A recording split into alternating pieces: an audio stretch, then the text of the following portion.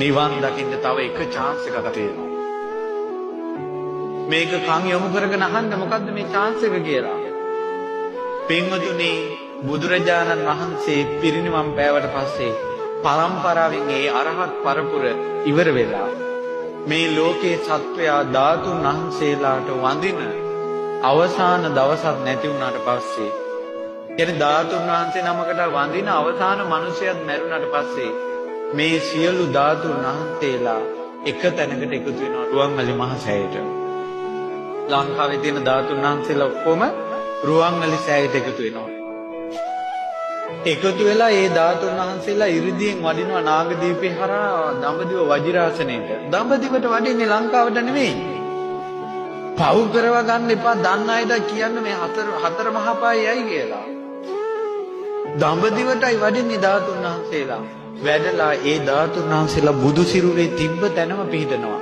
ලාලාට ධාතුන් වහන්සේ ඒ ධාතුන් වහන්සේලා ඒ තැන්වල පිහිටලා බුදු සිරුර මැවෙනවා. ඒ බුදු සිරුර මැවෙනකොට මැවිලා බුදුරජාණන් වහන්සේගේ සිරුරෙන් ඉරිදීන් ඒ බුදුරජාණන් වහන්සේ බණ කියනවා. ඒ ධර්මයේ දේශනා කරනකොට මේ ලෝකේ මාර බලයේ අතුරුදහන ඒ මොහොතේ.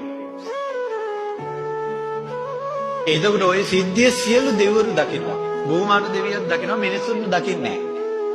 ඇයි දඹදිව වජිරාසනේ බුදුරජාණන් වහන්සේ බුදු වෙනකොට මිනිස්සු දැක්කද? කවුද දැක්කේ? දෙවිවරු දැක්කේ. මිනිස්සු දැක්කේ නැහැ. මිනිස්සු දකින්නේ නැහැ. ඒ ධාතු පරිනිර්වාණය දකින්නේ දෙවියෝ විතරයි. අන්න එදාට ගොඩාක් අය මඟපල් ලබනවා.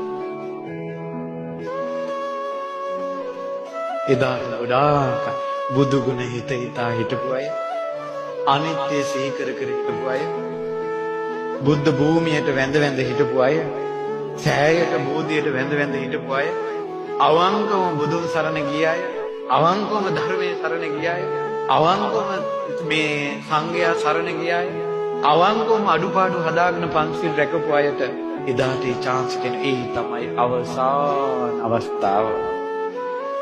ඒක කියන්නේ දෙවිවරුන්ට විතරයි.